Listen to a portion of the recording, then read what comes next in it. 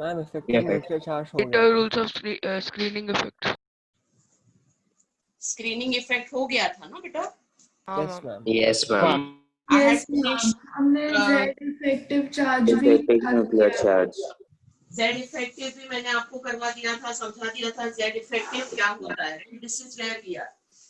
तो we started, now we are towards discussing periodic properties. हम periodic properties के तरफ डिस्कस करना स्टार्ट किए। तो periodic properties समझने के लिए मैंने सबसे पहले आपको स्क्रीनिंग इफेक्ट समझाया और स्क्रीनिंग के साथ में हमने Z इफेक्टिव भी समझा। This is where we are. अभी आज हम मोस्ट इम्पोर्टेंट periodic property से start कर रहे हैं and gradually then we will do all other periodic properties. So what is the periodic property that we are going to start talking today? Is atomic radius. तो आज की हमारी periodic property होगी atomic radius. So what is the whole concept of atomic radius? We consider atom as a sphere. हम atom को sphere मानते हैं और एटम की जो साइज है we are going to connect size of the atom by understanding its radius. And obviously जिसकी radius ज्यादा होगी उसकी साइज ज्यादा होगी। तो एटॉमिक रेडियस क्यों डिस्कस कर रहे हैं हम? क्योंकि ऑब्वियसली हमको एटॉमिक रेडियस को एटॉमिक साइज से कनेक्ट करना है। Okay, now how do I define atomic radius? It is the distance between the centre of the nucleus and the outermost shell where the electron or electrons are present. तो atomic radius को define कैसे करते हैं?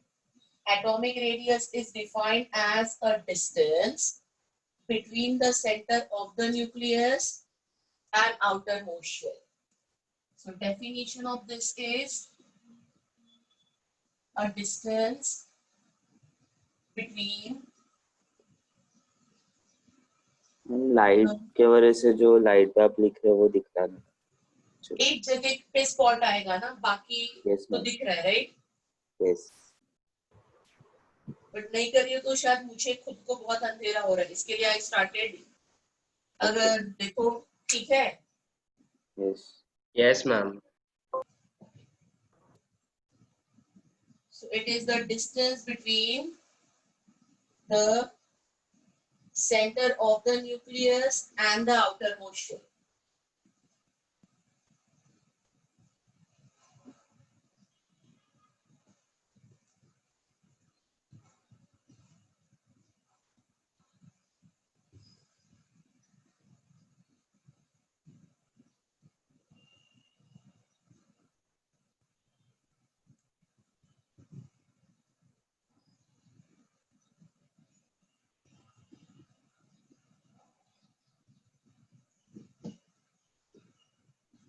And the outermost shell where electrons are present.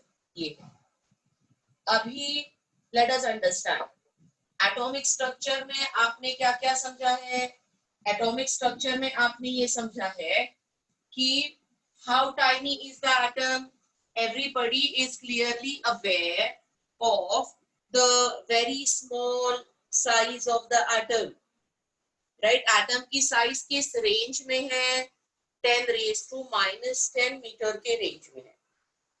And then I'm just discussing, okay, the problems in measuring atomic radius. अगर atomic radius हम precisely measure कर पाए, तो we can obviously comment on atomic size very precisely. But there are difficulties in measuring atomic radius, and which I am now going to make you understand. So let us understand difficulties in measuring atomic radius.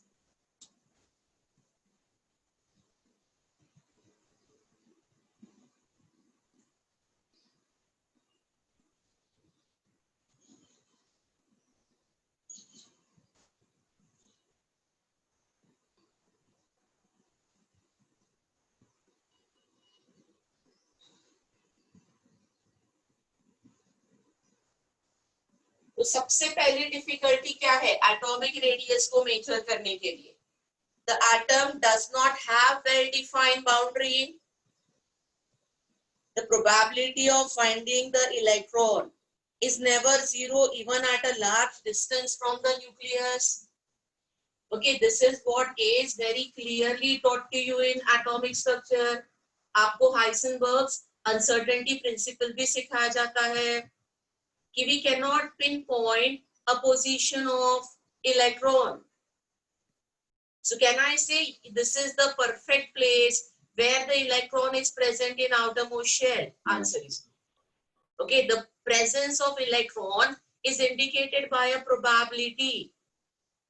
In a range, it can be present.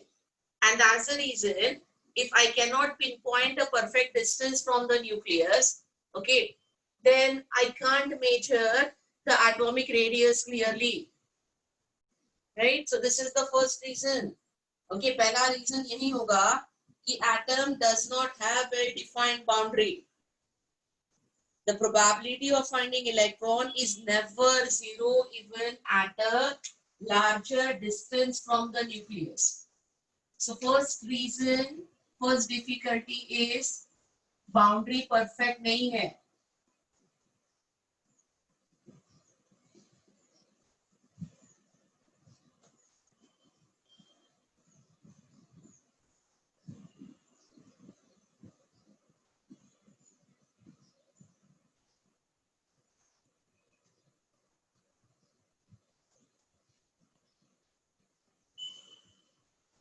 दूसरा reason, कोई भी element है, कोई भी हमने suppose I want to measure the radius of hydrogen atom.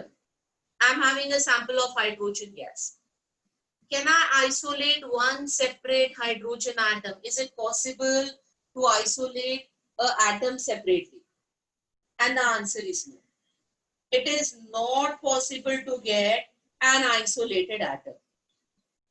Hamesha there will be some more atoms, okay, something else present around a given atom.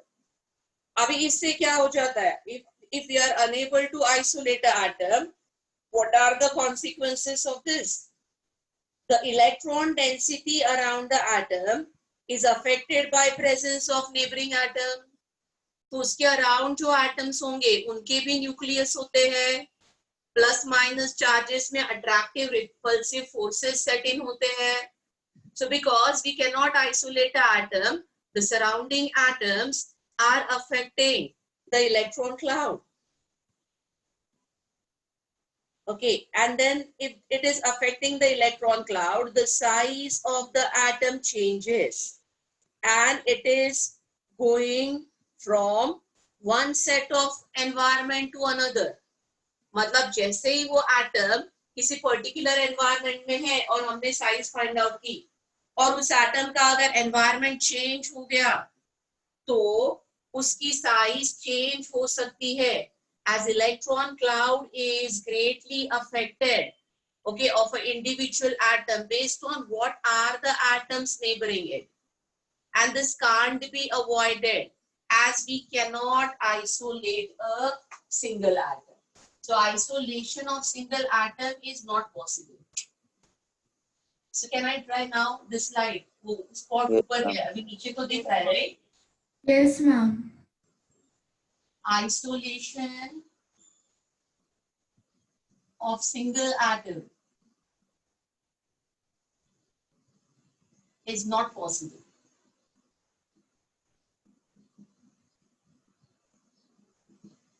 और इसकी वजह से हो क्या रहा है? जैसे ही एटम का एनवायरनमेंट चेंज हो जाएगा, based on what environment you are trying to measure its size, okay, its size will go on changing, fix नहीं रहेगी, variable हो जाएगी based on the environment in which it is present. Is the second difficulty in measuring the size of the atom.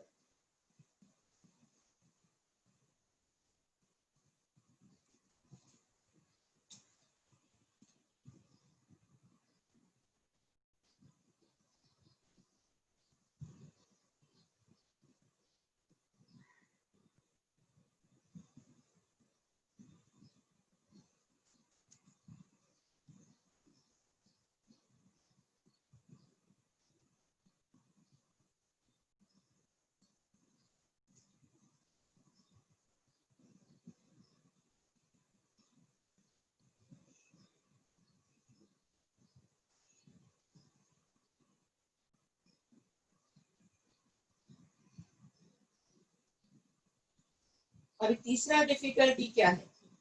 Size of the atom is very very small, we know, right? Atomic size की ऑर्डर 10⁻⁻10 meters है. So to estimate the size of the atom, okay, is very difficult. Okay, with the help of best possible, you can say the tools that we have. Okay, even if we are using highly sophisticated tools, to measure something this tiny is not easy. Okay, size of the atom जो इतनी छोटी है, to be precise 1.2 into 10⁻⁻10 के order में होती है. And to measure something this tiny is difficult. This is the third difficulty.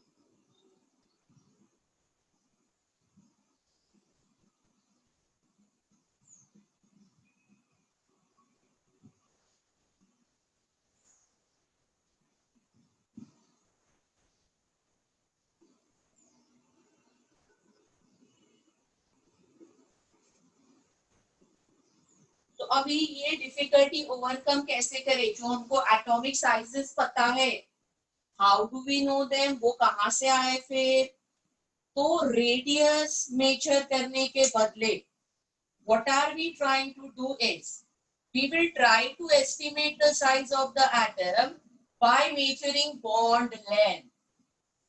तो radius के जगह पे हम बॉन्ड लेंथ की मेजरमेंट करते हैं, क्योंकि प्रिसाइज रेडियस मेजर करने में दिक्कत है. Okay, so size of the atom is understood by measuring bond length. अभी बॉन्ड लेंथ मेजर करेंगे. Okay, due to this difficulty the size of the atom can be understood by measuring the bond length. Ma'am 1.2 है ना? क्या बोल रहे हैं बेटा? Ma'am 1.2 range है ना? हाँ, ये 1.2 है.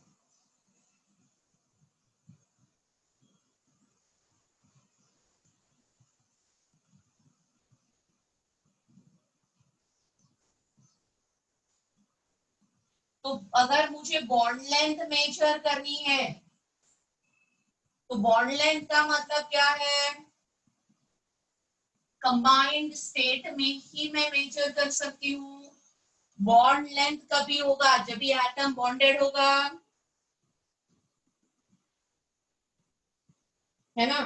तो size of the atom can B estimated by measuring bond length. But जैसे ही मैंने बॉन्ड लेंथ वर्ड यूज किया, क्या समझना चाहिए? The bond length is always between the atoms in the combined state.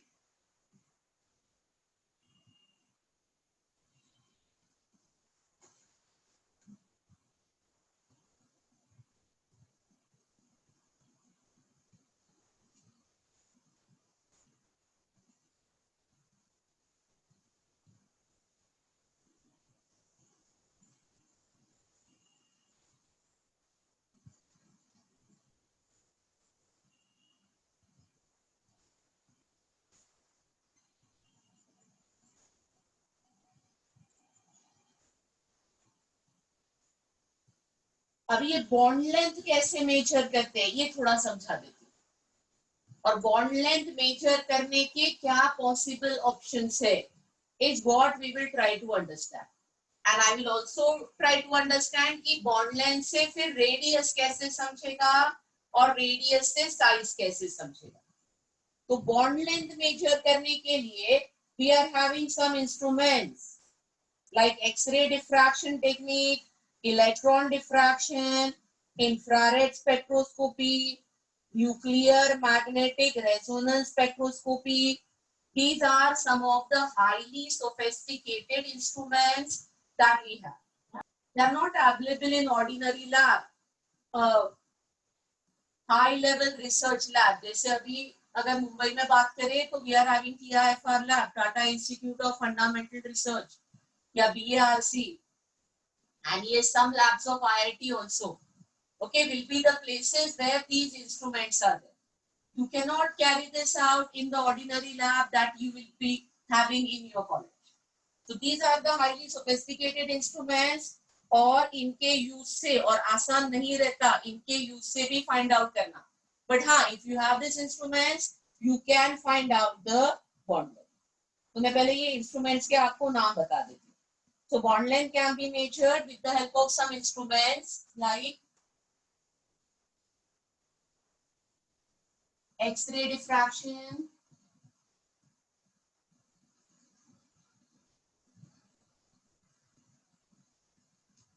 infrared spectroscopy,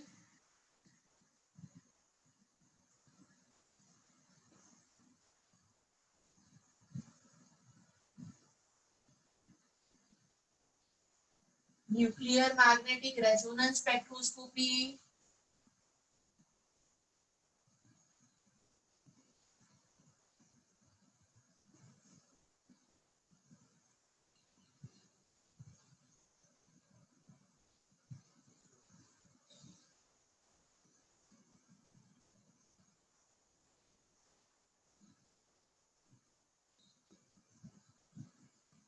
x-ray diffraction technique को in short कहते हैं XRD, infrared spectroscopy को कहते हैं IR स्पेक्ट्रोस्कोपी, और इसको कहते हैं NMR स्पेक्ट्रोस्कोपी. तो इनके यूज से we can measure bond length. Bond length can be measured.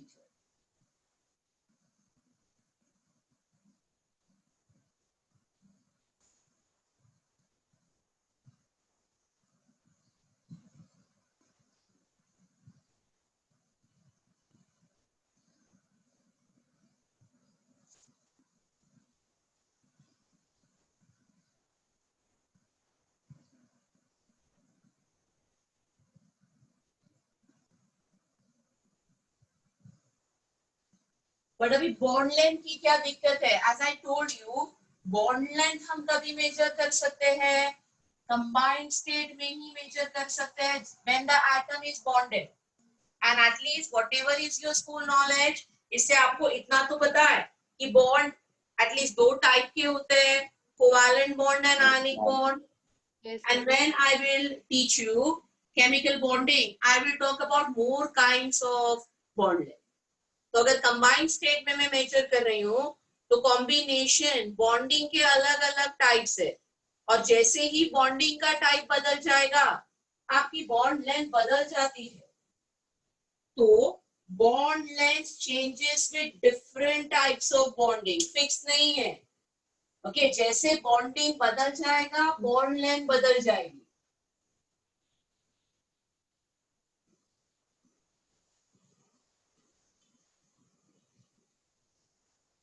और इसके बेसिस पे 3 टाइप के बॉन्ड लेंथ और 3 टाइप के रेडियस डिफाइन होंगे.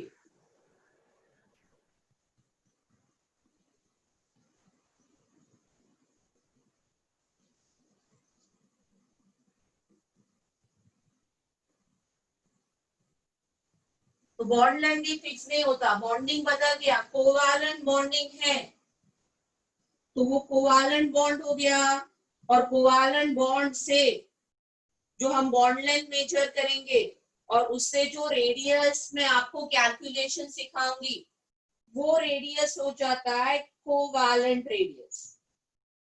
मेटालिक बॉन्डिंग अगर प्रेजेंट है तो जो रेडियस का हम कैलकुलेशन करेंगे that radius is metallic radius, also called as crystal radius. और अगर बॉन्डिंग पॉसिबल नहीं है, ओके, जैसे आपके इनर्ट गैस हो गए, वो तो बॉन्ड ही नहीं फॉर्म करता, तो उसकी बॉन्ड लेंथ हम कैसे मेजर करते हैं? जो बॉन्ड ही फॉर्म नहीं करता उसके लिए जो रेडियस और जो कैलकुलेशंस हम करेंगे उसको कहते हैं van der Waals radius. So actually there are totally 3 kinds of radius, 3 types of radius possible. और ये 3 टाइप ऑफ रेडियस जो है वो due to different types of bonding है. So now I will discuss each one of this separately with you. So due to different types of bonding, 3 types of radius possible. First type is called covalent radius. Second type is called metallic or crystal radius. And third type is called van der Waals radius.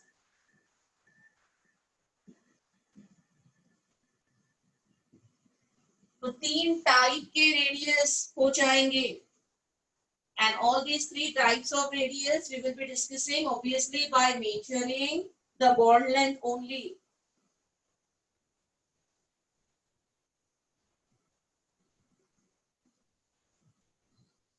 So obviously I start discussing first with you the covalent radius.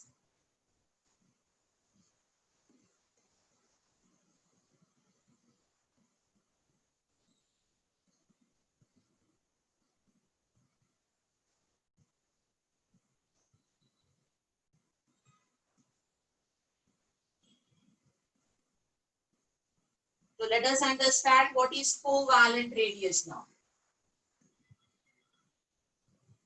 First type of radius. तो मैं इसका definition समझा देती हूँ और definition के बाद में we will check how to measure this also.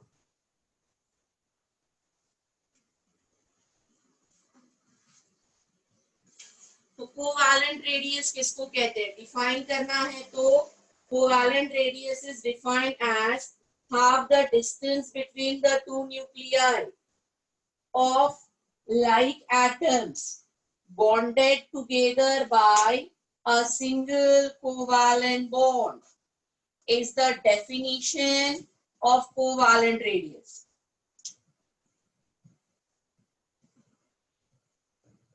वो थर्ड क्या लिखा है? Van der Waals radius.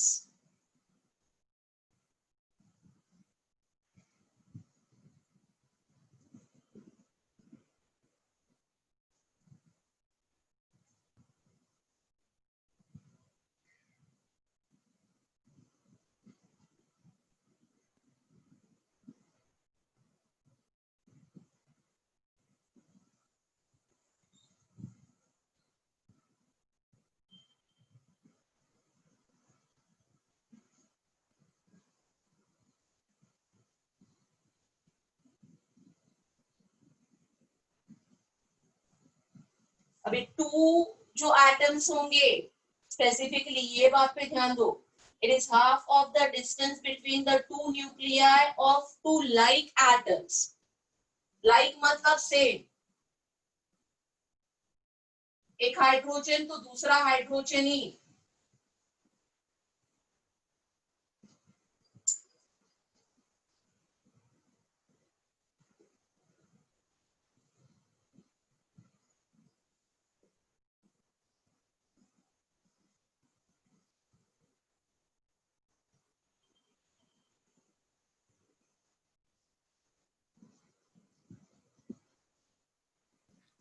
Ma'am उस साइड का बोर्ड दिख नहीं रहा है.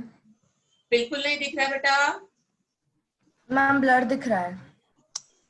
देखो बहुत अभी ब्लर दिख रहा है. अभी देखो. I have moved little bit. Yes, ma'am. Can you see now? Tell me, I will Yes, ma'am. accordingly move. अभी मैं यही साइड पे शिफ्ट कर जाती हूँ. आगे का यही साइड पे लिखती हूँ. I'm clearing my left hand side of the board now and I will start writing there.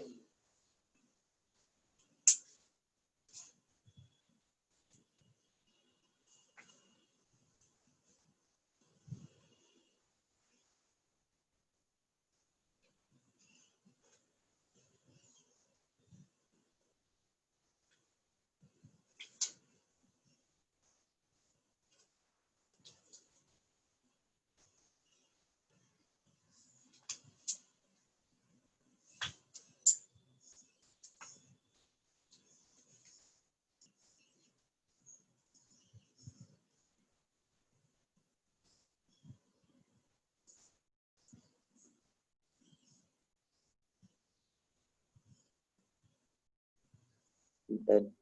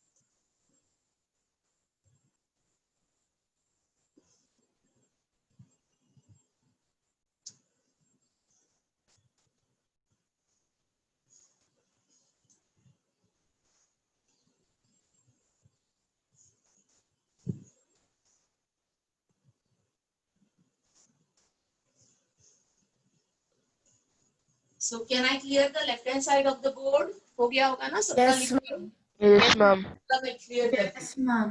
और अभी ये कोवालेंट रेडियाई लाइक एटम्स कैसे बॉन्ड लेंथ मेजर होगा और बॉन्ड लेंथ से कैसे रेडियस मेजर होगा, ये डेफिनेशन हम समझने की कोशिश करेंगे। तो सबसे पहले लाइक एटम मैंने कहा है मतलब दोनों एटम सेम होने चाहिए, एक हाइड्रोजन तो दूसरा हाइड्रोजन, एक क्लोरीन तो दूसरा क्लोरीन। तो H2 मॉलिक्यूल लेना है, Cl2 मॉलिक्यूल लेना है, और फिर ये जो मैंने इंस्ट्रूमेंट कहे ये इंस्ट्रूमेंट्स को हमको यूज करना है, एक्सरे डिफ्रैक्शन या इंफ्रारेड स्पेक्ट्रोस्कोपी, और फिर इनको यूज करके ये दो एटम्स के न्यूक्लियस के बीच में जो डिस्टेंस है उनको मेजर करना है। So I try drawing this and showing you. So in my diagram the atom is a sphere. तो ये कोई एक एटम है, I call it as A। तो दूसरा जो होगा वो सेम एलिमेंट का एटम ही चाहिए, और जब भी हम कोवैलेंट बॉन्डिंग करेंगे तो you will understand the concept कि कोवैलेंट बॉन्ड में ओवरलैप होता है।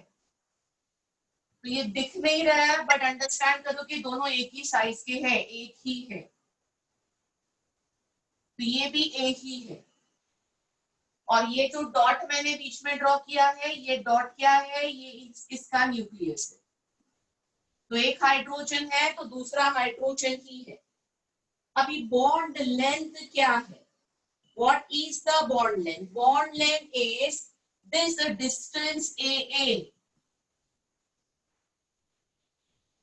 ये दोनों के न्यूक्लियाई के बीच वाला जो डिस्टेंस है उसको कहते हैं bond length. And then what is the radius? What is the covalent radius? I define covalent radius as say RC. RC is covalent radius. Your RC is this distance AA upon 2. तो ये distance AA कहाँ से आएगा? Instrument से आएगा, और instrument से ये डिस्टेंस आने के बाद हम क्या करेंगे, इसको 2 से डिवाइड करेंगे, और फिर जो आएगा वो हमारी कोवैलेंट बॉन्ड की रेडियस होगी। So see the definition is half of the distance between the two nuclei, and this distance between the two nuclei is bond length which we measure by using instruments। तो समझ में आ रहा है हम क्या कर रहे हैं? Yes. तो अभी मैं कुछ डेटा देती हूँ। उसका सिंबल क्या है? TC? TC नहीं बेटा, RC लिखा है, R, small r and C। R stands for radius, C stands for covalent।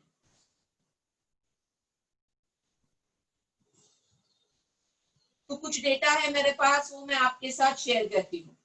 तो bond length of hydrogen, ma'am एक बार फिर से समझा सकते हो? हाँ बेटा, bond length for hydrogen molecule is measured to be 0.74 angstrom। तो हाइड्रोजन मॉलिक्यूल का एक्चुअल सैंपल लेके हमने बॉन्ड लेंथ मेजर की है 0.74 एंगस्ट्रॉम। तो फिर कोवैलेंट रेडियस ऑफ हाइड्रोजन क्या होगी? The distance between the two hydrogen atom, that is 0.74 upon 2. So hydrogen bond की bond length 0.37 एंगस्ट्रॉम है.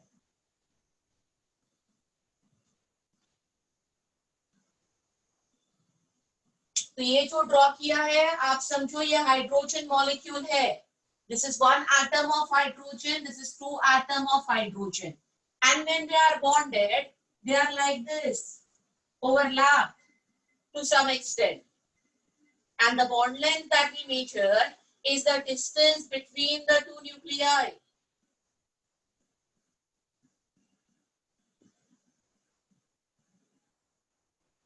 And half of that.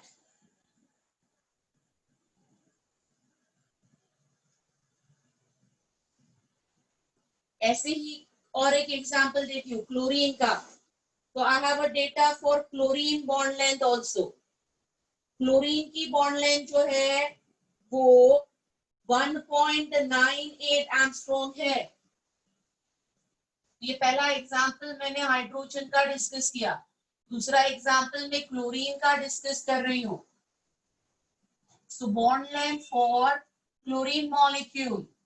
So when I am using NMR spectroscopy and measuring the bond length, chlorine की bond length है 1.98 angstrom. So I will calculate the covalent radius of chlorine, which will be this distance between the two chlorine nuclei upon 2. So 1.98 angstrom upon 2, and that will be 0.89 angstrom. Are you getting it? Yes, ma'am. Ma'am 99 ना 0.99 0.99 आ जाएगा. 98 है तो 99 आ जाएगा.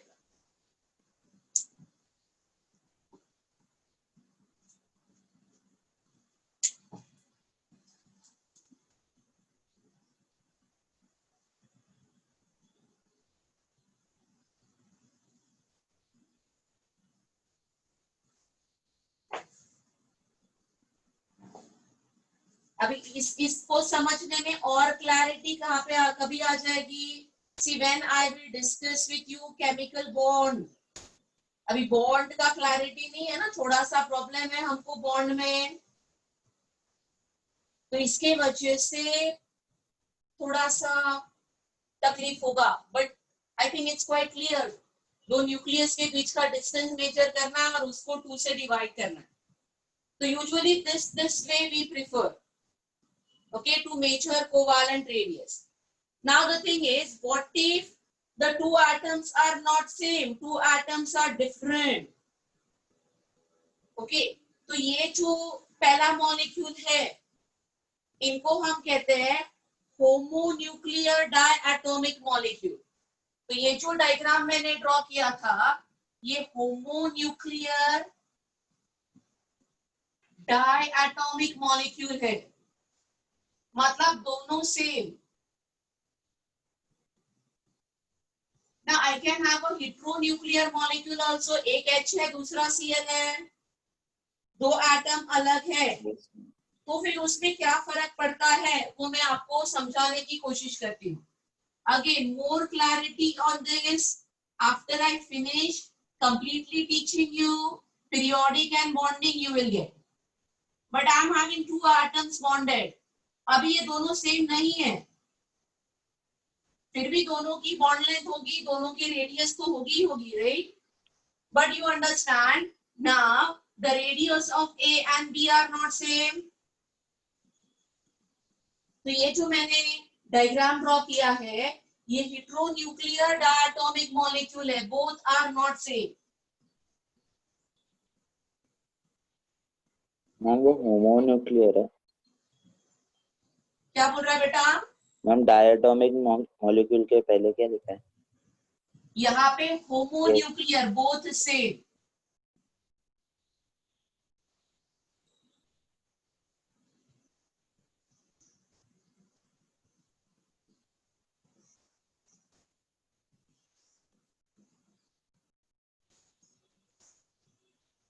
This is heteronuclear. Both are different. तो ma'am थोड़ा अभी laptop turn इसमें कर सकते हो? क्या बेटा? आपका थोड़ा स्क्रीन इस तरफ का हम थोड़ा स्क्रीन लेफ्ट साइड ले सकते हाँ, हैं? अभी मैं स्क्रीन इधर कर दूंगी, बस मैम। Yes, है ना? ma'am. अभी ठीक है। तो ये हेटेरोन्यूक्लियर है, दोनों न्यूक्लियस अलग है। तो you know what will be the bond length? Okay, bond length is the distance obviously between nucleus of A and nucleus of B, which I represent as distance AB. अब ये distance AB क्या होगा? We feel कि it should be radius of atom A plus radius of atom B. But everybody understand कि radius of ए और radius of B से कुछ तो माइनस करना पड़ेगा, क्योंकि एक ओवरलैप जोन आती है। और ये दो एटम कितने पास आएंगे, how much close they will be, is decided by a property called electronegativity, which I'll be teaching you eventually in periodic table. तो जितनी ज्यादा इलेक्ट्रोनेगेटिविटी होगी उतने दो डिफरेंट एटम पास में आ जाएंगे। अगर मैं एक H और एक फ्लोरीन लिया है और एक H और दूसरा Cl लिया है, तो दोनों का इलेक्ट्रोनेगेटिविटी के वजह से जो ओवरलैप है, जो अट्रैक्शन है, वो सेम नहीं है। तो ये इलेक्ट्रोनेगेटिविटी वाला फैक्टर आ जाता है और वो फैक्टर मुझे माइनस करना पड़ता है। So the precise formula is this distance AB is radius of A plus radius of B minus a factor 0.09 delta chi. 0.09. I'm explaining what this is. This is not X, this is chi. तो इसमें ये 0.09 angstrom constant है। Delta काय क्या है? Delta chi is the difference in electronegativity between A and B. तो ये formula है, ये फॉर्मूला के हर एक टर्म को मैं आपको एक्सप्लेन कर रही हूं फिर से। तो इसमें डिस्टेंस ए बी क्या है? Internuclear distance between A and B. Right, what is this DAB? DAB is internuclear distance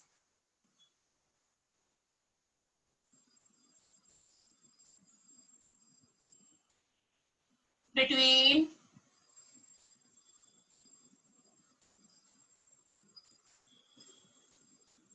A and B.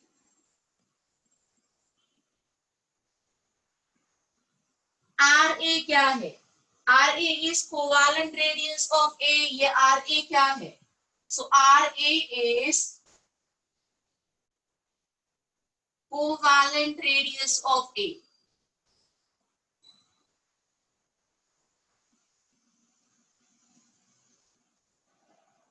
ये कोवैलेंट रेडियस ऑफ ए कहां से आएगा? डिस्टेंस ए अपॉन 2। मतलब अगर ये क्लोरीन है और ये हाइड्रोजन है, तो Cl2 मॉलिक्यूल में जो बॉन्ड लेंथ होगी उसको 2 से डिवाइड करके जो आपको क्लोरीन की रेडियस आएगी वो है RA is covalent radius of A and RB is obviously covalent radius of B.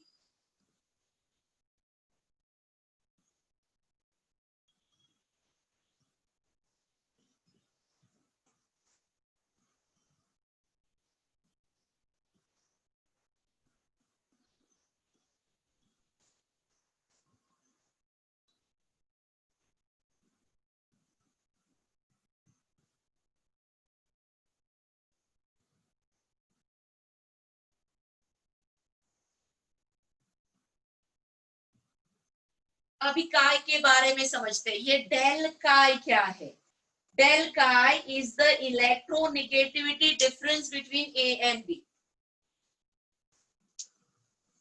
और इलेक्ट्रोनेगेटिविटी होती है ability to attract shared pair of electron, जिसको बहुत डिटेल में मैं पीरियोडिक में ही आपको एक्सप्लेन करूंगी, बट हमको वो फैक्टर कंसीडर करना पड़ता है.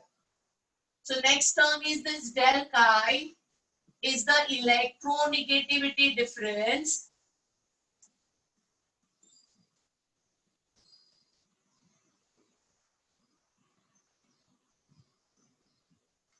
between A and B. और ये 0.09 है इस if the measurements are in Armstrong. ये कांस्टेंट है. तो ऑब्वियसली मैंने यूनिट भी दिया है. अगर हम सब बॉन्ड लेंथ वगैरह एंगस्ट्रॉम में मेजर कर रहे हैं तो ये 0.09 होगा. अगर एंगस्ट्रॉम की जगह पे पिकोमीटर में मेजर किया तो अकॉर्डिंगली मुझे चेंज करना पड़ेगा. Everybody knows 1 angstrom is 10 raised to minus 10 meters and 1 picometer will be 10 raised to minus 12. So 1 angstrom is 10 raised to 2 picometer. So same expression if I am using in picometer, तो ये पूरा expression किसमें था? Angstrom में था. इसमें ये भी एंगस्ट्रॉम में, ये भी एंगस्ट्रॉम में, फिर ये फैक्टर ऐसा आएगा.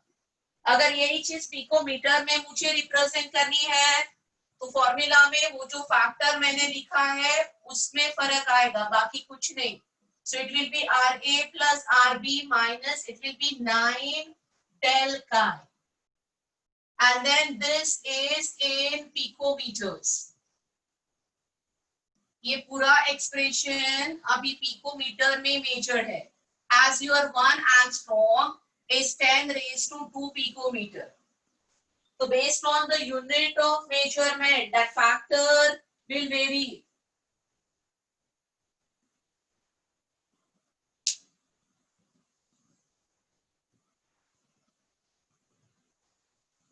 तो ये कोवालेंट रेडियस समझ में आई?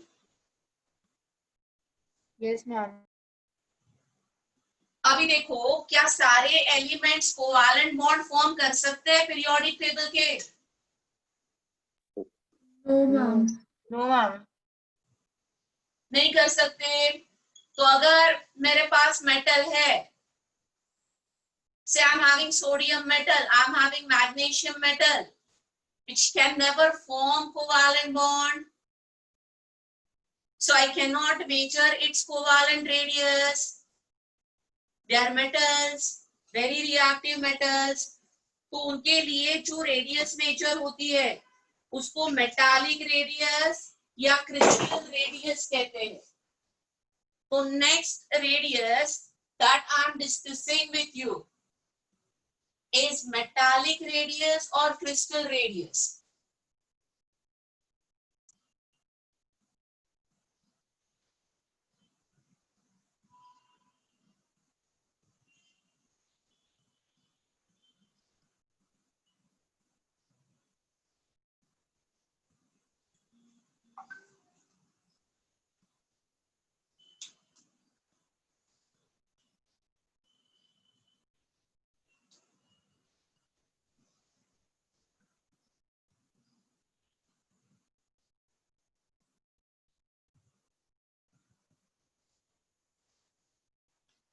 अभी मेटल का भी अपना एक सॉलिड स्टेट में क्रिस्टल स्ट्रक्चर होता है और metallic radius is defined as half the distance between the nuclei of two adjacent metal atoms in the metallic crystal lattice या metallic structure.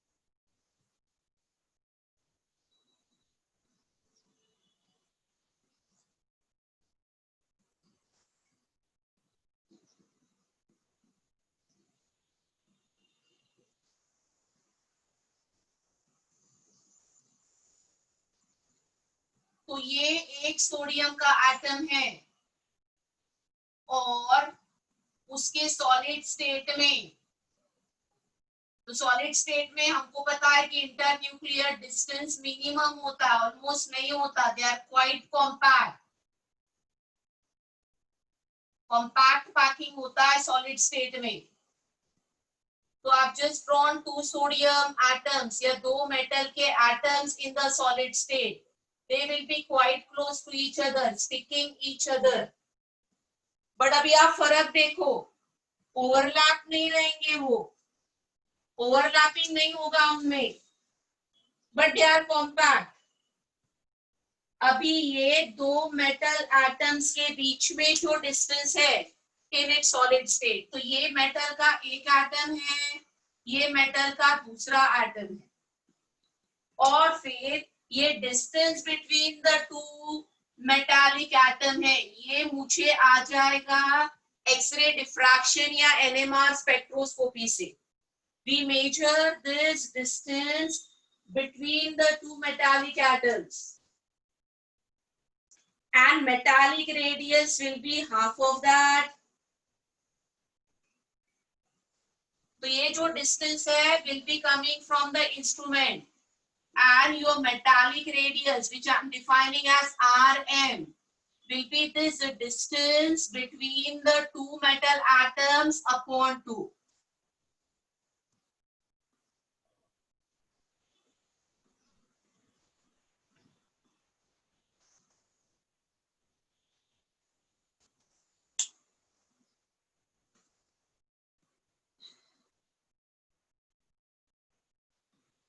So dmm is the internuclear distance between the 2 metal atoms in their metallic lattice. Solid state में जो metal का structure होगा, उसमें 2 metal atoms compactly space होंगे एकदम एक दूसरे के पास, उसका दोनों का बीच में जो distance है, उसका half is metallic radius. Am I clear? Yes, madam. Yes, ma'am. I'm having a data about potassium I will share, and I'm clearing left hand side of the board.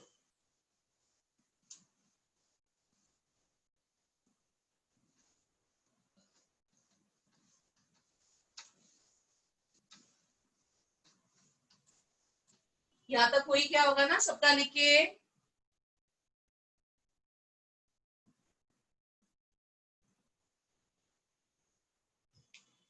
So I'm having distance kk, that is distance between 2 potassium atoms.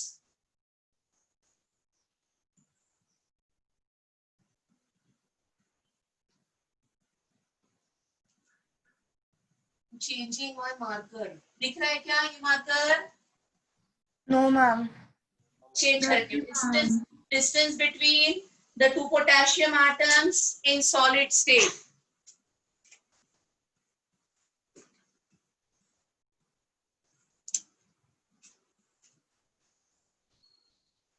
In solid state, तो ये जब भी हम major करेंगे instrument से, तो ये distance हमारे पास डेटा है, ये 4.62 एंगस्ट्रॉम है। वहां पर कुछ दिख नहीं रहा है। हाँ, वो लाइट के वजह से होगा। अभी दिख रहा है? Yes ma'am. तो वो डिस्टेंस 4.62 एंगस्ट्रॉम है। तो therefore metallic radius of potassium क्या हो जाएगी?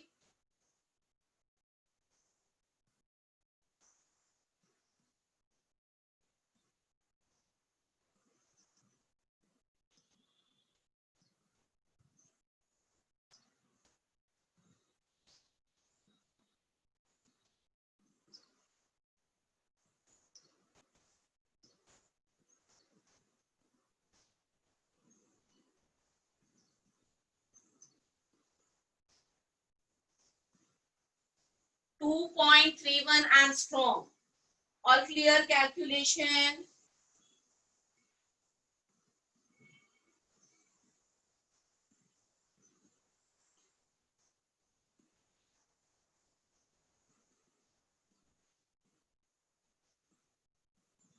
मैम पोटेशियम के दो एटम्स भी इलेक्ट्रोवैलेंट बॉन्ड बनाते हैं आपस में। नहीं बेटा, इलेक्ट्रोवैलेंट बॉन्ड नहीं है। दो मेटल के एटम के बीच में जो बॉन्ड है उसको कहते हैं मेटालिक बॉन्ड। बट यहाँ पे आप देखोगे मैं कहीं पे भी बॉन्ड की बात नहीं कर रही हूँ। मैंने क्या लिखा है देखो, पोटेशियम या कोई भी मेटल आप लोगे तो उसका सॉलिड स्टेट में एक स्ट्रक्चर है। आपने एल्यूमिनियम का ब्लॉक देखा होगा, एल्यूमिनियम स्लाइडिंग का एक पीस, उसमें क्या है, aluminium atoms compactly placed. Yes ma'am. तो वो जो कॉम्पैक्टली प्लेस्ड दो एल्यूमिनियम एटम के बीच का जो डिस्टेंस है वो मुझे मेजर करना है और उस डिस्टेंस को 2 से डिवाइड करना है। Is what is metallic radius. So it is half of the internuclear distance between the two neighboring atoms in metallic lattice.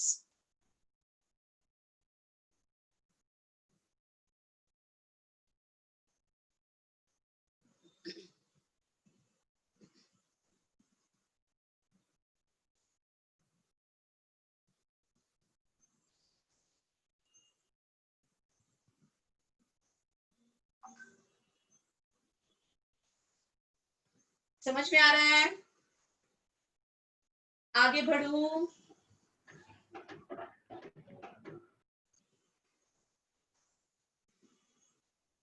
Now the next radius that I'm discussing is van der Waals radius.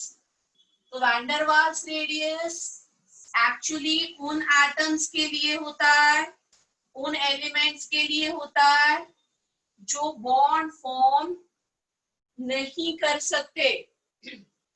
तो usually inert gas के लिए, but किसी और के लिए भी आप इसको मेजर कर सकते हो। तो I will explain you what is van der Waals radius.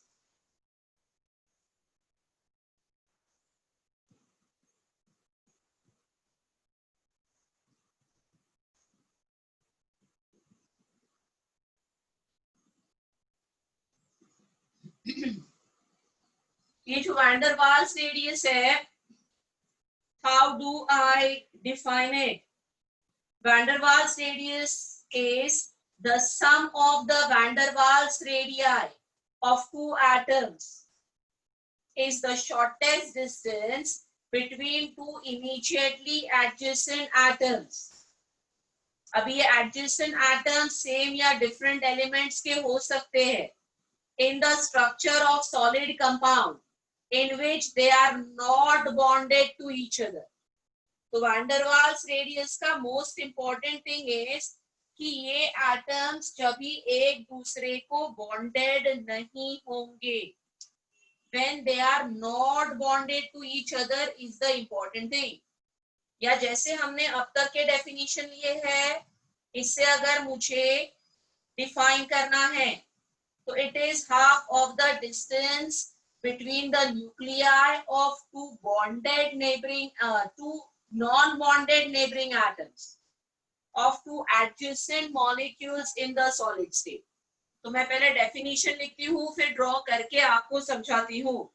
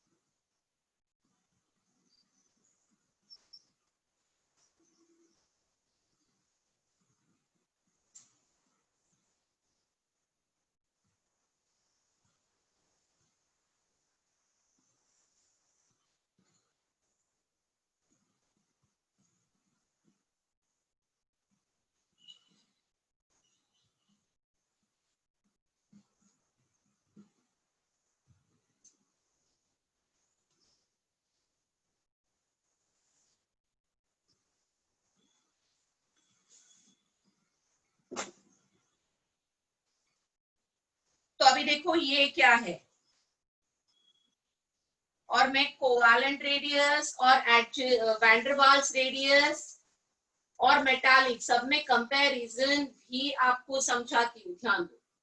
तो as per this definition, I am measuring half of the distance between the two non-bonded neighboring atoms of two adjacent molecules in solid state. फर्क देखो, ये adjacent molecules है. So I draw one molecule here. Suppose ये chlorine molecule है और मैंने chlorine gas को solidify किया है।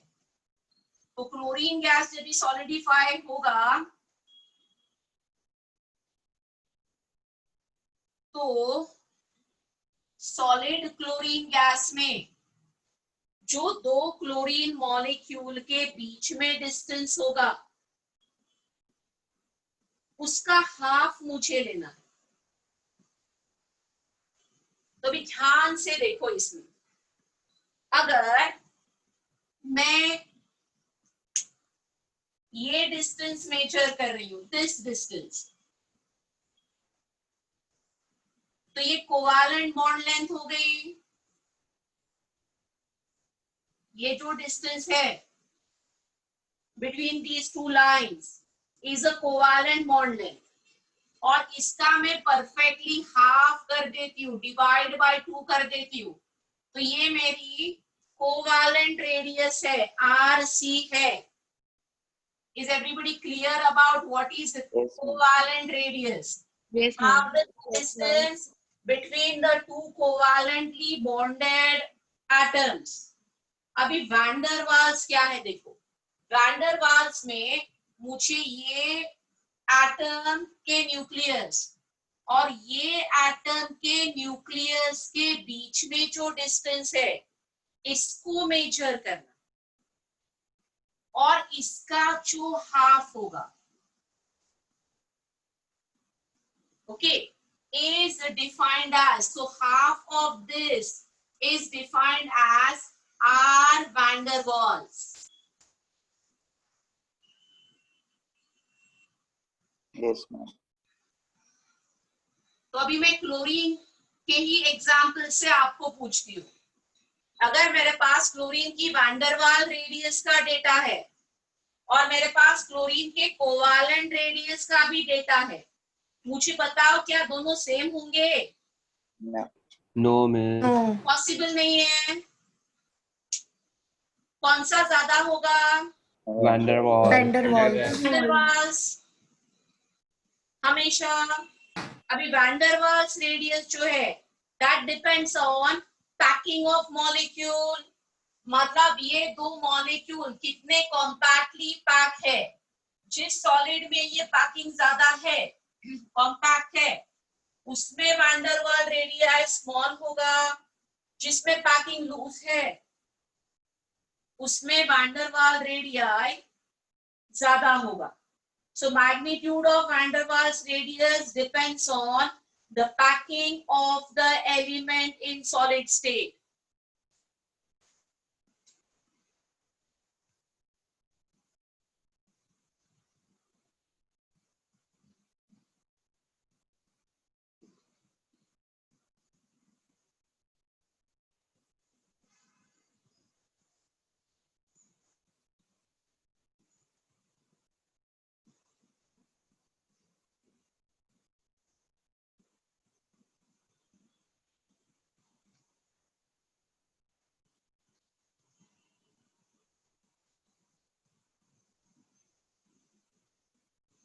मैम इसका सिंबल कैसे होगा? RVW?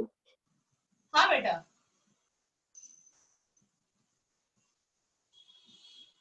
ये वाला पॉइंट समझ में आया जो मैंने रेड पेन से लिखा है? The magnitude of van der Waals radius depends upon packing of the molecules of the element in solid state.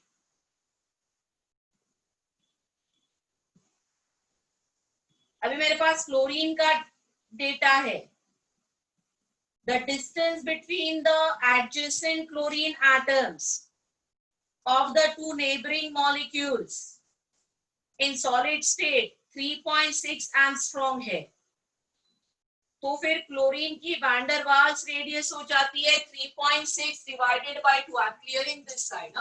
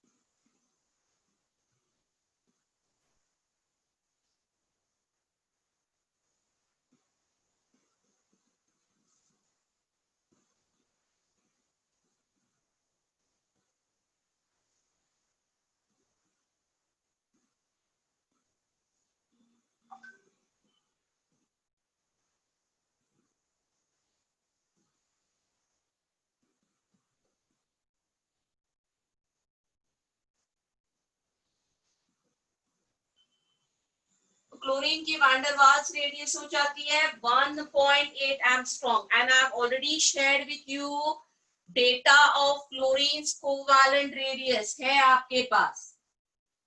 So what is the confusion? Van der Waals radius of an element is always larger than its covalent radius.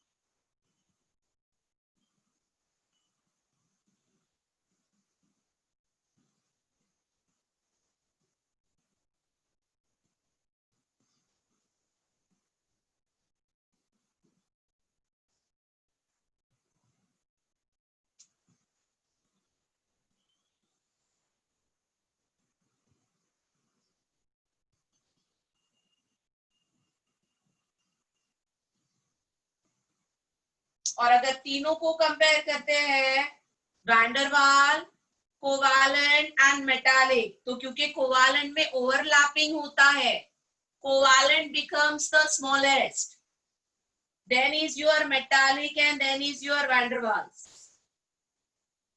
तो तीनों को अगर compare करेंगे तो सबसे largest होगा van der Waals.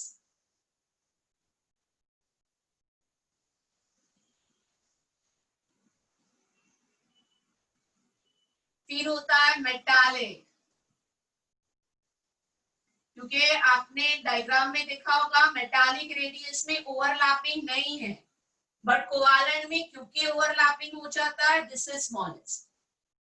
So this is the trend. By definition itself, your van der Waals radius is larger, and then is metallic, and then is your covalent radius.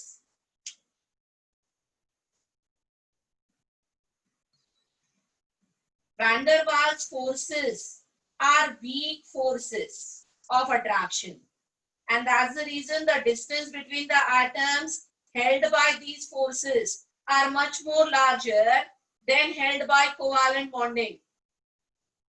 A covalent bond is formed by overlap of two atomic orbitals. ये वाला part आगे चल के आपको clarity से समझ में आएगा. And then that's the reason van der Waals radius आपकी हमेशा बड़ी होगी covalent radius से. और metallic radius में जो metallic forces है are also weaker than this covalent forces.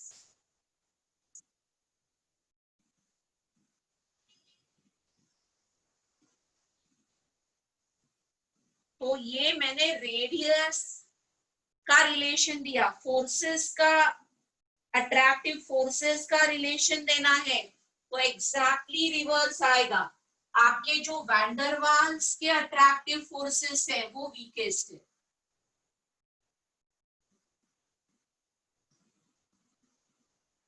फिर जो मेटालिक बॉन्डिंग के फोर्सेस है वो आ जाएंगे, और उससे भी सबसे स्ट्रॉन्ग फोर्सेस होंगे कोवैलेंट फोर्सेस। तो ये अट्रैक्टिव फोर्सेस को कंपेयर करना है तो ये वेरिएशन आ जाएगा। All clear till here everyone? तो लिख लो, then we go ahead. Ma'am last का एक और बार समझाना, मुझे सुनाई नहीं दिया। बेटा बॉन्ड का मतलब होता है attraction between two atoms. Yes.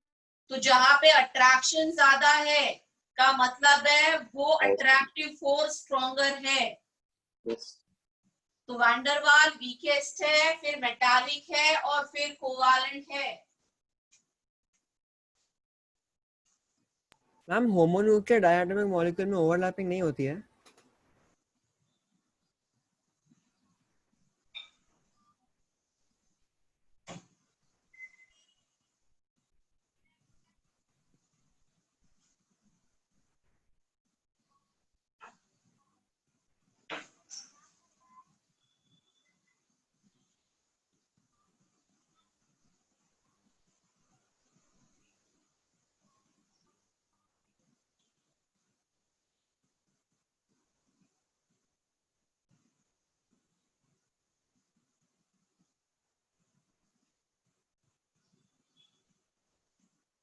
तो ये अभी समझने के बाद आगे हम क्या करेंगे, we will understand how atomic radius is going to vary in a period and in a vertical group. Ma'am एक डाउट था। हाँ बोलो बेटा। मैम होमोन्यूक्लियर डायटोमिक मॉलिक्यूल में ओवरलैपिंग होता है या नहीं होता है? होता है बेटा। मैम तो उसमें फिर होमो में भी सब्ट्रैक्ट क्यों नहीं होता है होता? और हेट्रो में भी होता है। मैम तो बट फिर वो कितना होगा will be depending upon electronegativity. Ma'am तो कोवैलेंट बॉन्ड में ओवरलैप होता है, सेम एटम हो या डिफरेंट हो फर्क नहीं पड़ता। मैम कोवैलेंट बॉन्ड मतलब ओवरलैप। मैम तो फिर होमोन्यूक्लियर में सब्ट्रैक्शन क्यों नहीं होता वो ओवरलैपिंग पार्ट का? होमोन्यूक्लियर में क्या नहीं होता? मैम वो जो बीच का पार्ट जो ओवरलैप होता है उसको सब्ट्रैक्ट क्यों नहीं करते जब रेडियस इसके निकालते हैं? लिए नहीं करते, इसके लिए नहीं करते क्योंकि वो हेट्रो के कंपैरेटिवली नेग्लिजिबल होता है। वो जो सब्ट्रैक्शन वाला पार्ट होता है ना वो हेट्रो में जो होगा उससे नेग्लिजिबल होता है, कैन बी ओमिटेड है होमो में, कैन नॉट बी ओमिटेड है हेट्रो में, बट ओवरलैप दोनों में होता है। So the next part that we are discussing is variation of atomic radii. How the atomic radii is going to vary.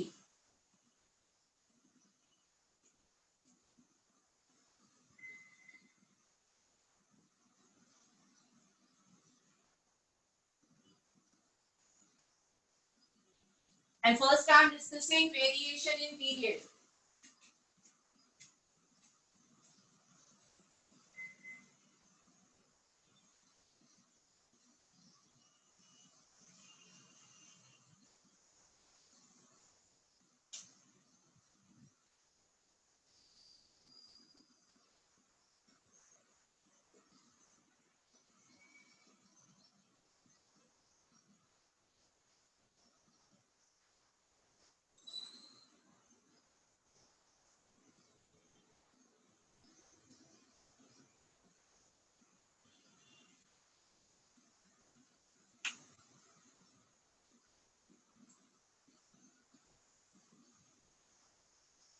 What variation we see? As we move from left to right across a period, there is a regular decrease in atomic radii of the representative elements.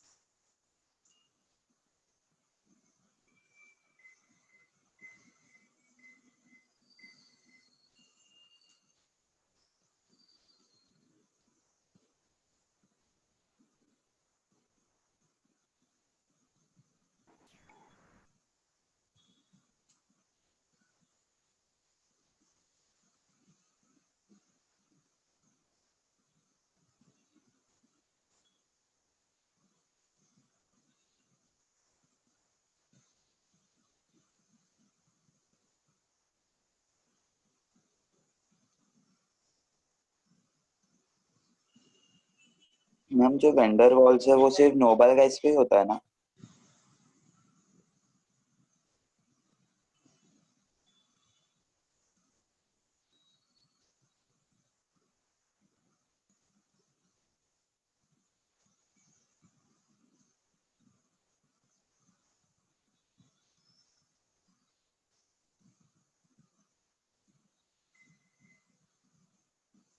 somebody spoke something which I couldn't hear. बेटा क्या था? Ma'am जो vendor walls radius है मतलब वो noble gas पे depend होता है ना नहीं, ज्यादातर? मैंने बोला ना, मैंने स्पेसिफिकली एग्जांपल नोबल गैस का नहीं दिया था, मैंने क्लोरीन का दिया था। तो मेजर तो मैं किसी का भी कर सकती हूँ, बट क्लोरीन की मैं क्यों वैंडरवाल्स रेडिया मेजर करूं जो very away from the real radius है? यू आंसर मी, क्लोरीन के लिए what is close to real radius? Is it going to be van der Waals or is it going to be covalent?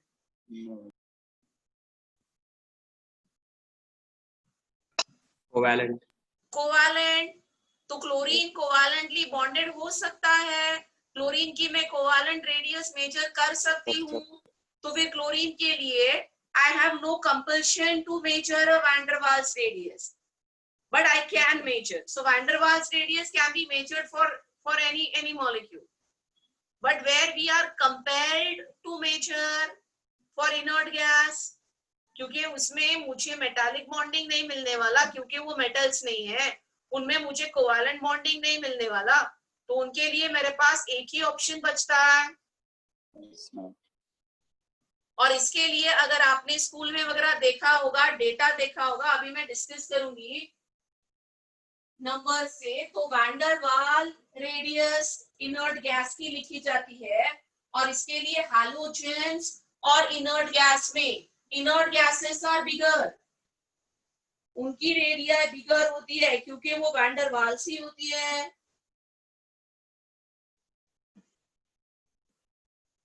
So I want you all to pay attention to a particular point that I have written. ये जो मैं अभी discuss करूंगी वो representative elements के लिए ही कर रही हूँ। So everybody recollect what were representative elements?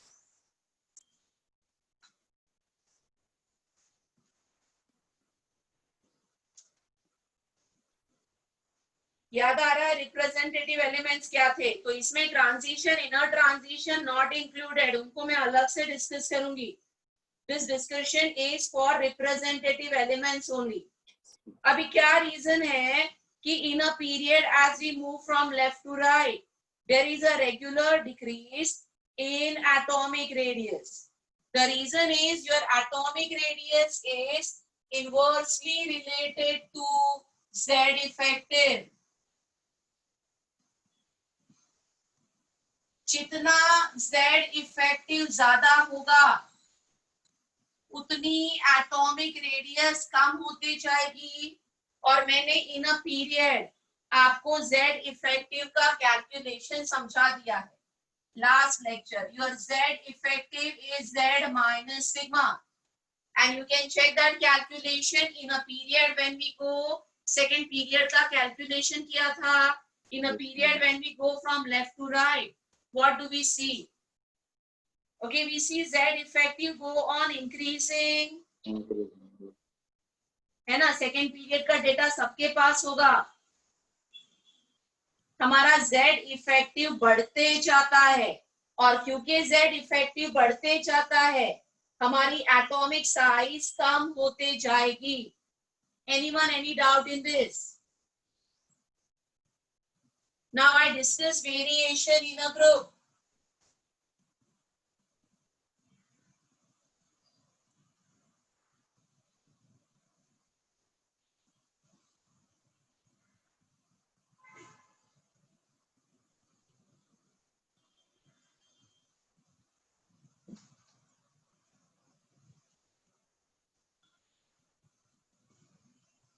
तो अभी किसी भी ग्रुप में क्या हो जाता है, when we are going top to bottom, The atomic radii in a group increases as atomic number increases.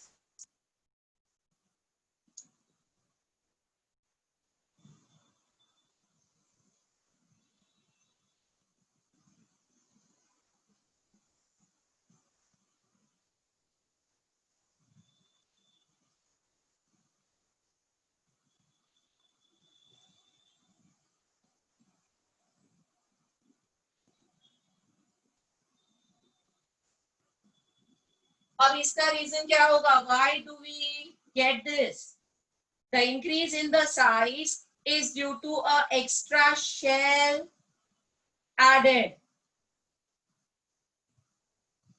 And आप इफेक्टिव न्यूक्लियर चार्ज अगर आपने देखा होगा तो वो कांस्टेंट था इन अ ग्रुप. तो ये जो एक्स्ट्रा शेल एडेड है that overweighs the effect of nuclear charge.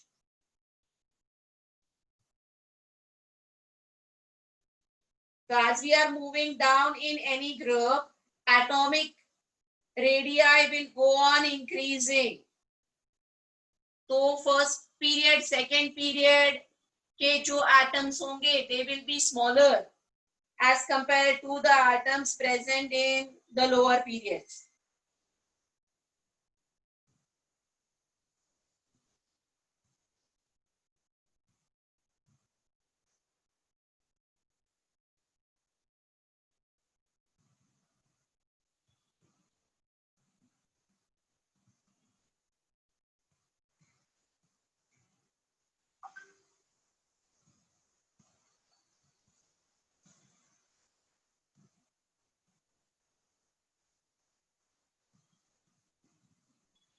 अभी ये बेसिक हो गया. अभी कुछ important points which you need to remember to solve problems based on atomic radius.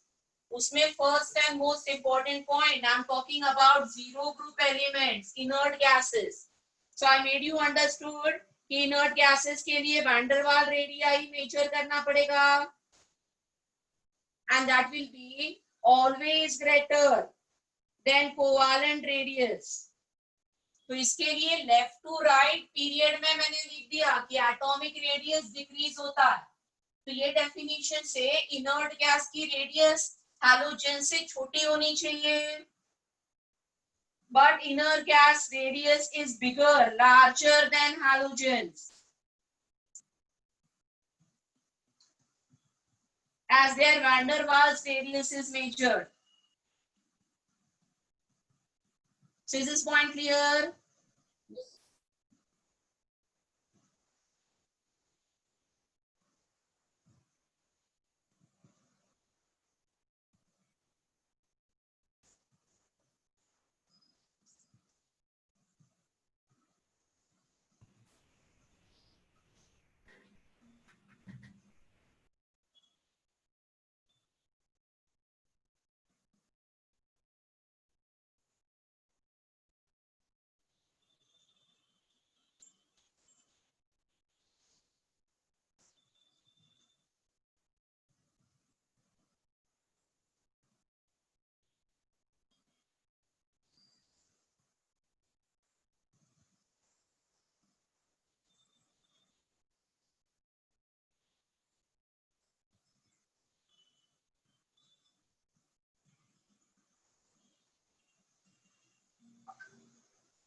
Ma'am वो 18th ग्रुप होना चाहिए ना. क्या बोल रही है बेटा? मैम वो इनर्ट गैसेस के लिए 18th ग्रुप होता है ना. हाँ बेटा, it is zero group or it is also 8A, or you can write 18. Various ways to name that same group. Okay ma'am.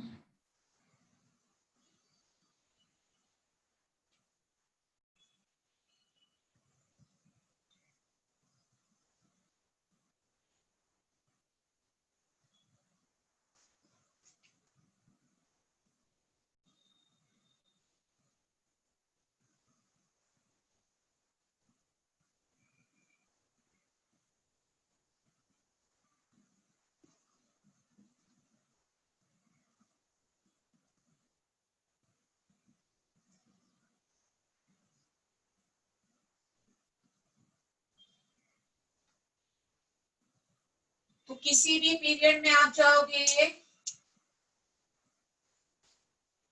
तो इनर्ट गैस की रेडियस का नंबर किसी भी बुक में देखोगे तो वो लार्ज होगा हैलोजन से, but still we will say left to right atomic radius decreases.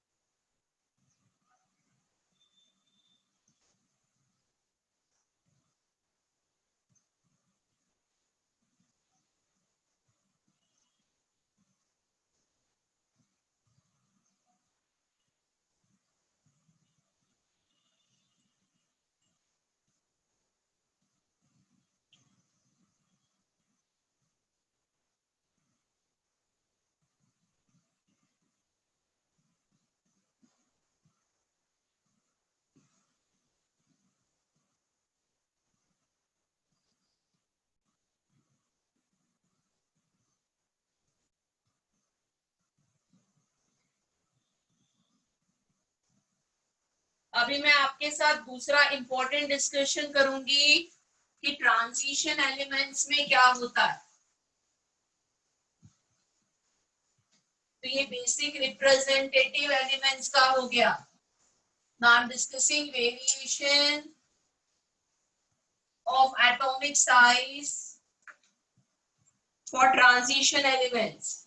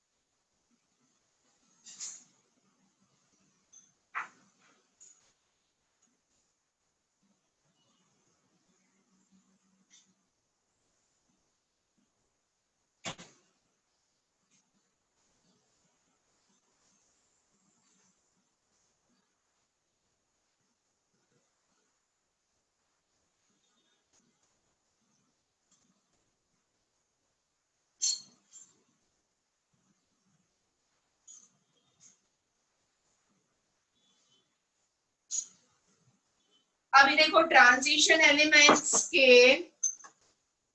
Electronic configuration में क्या स्पेशल मैंने आपको सिखा था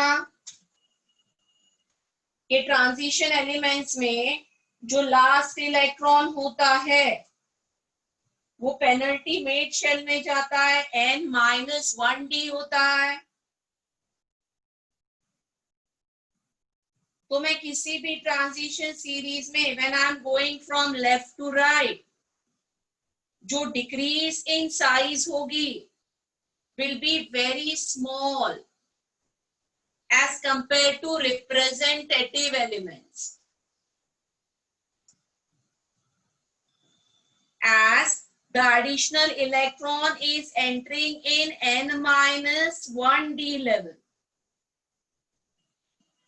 and screening जो है न्यूक्लियर चार्ज का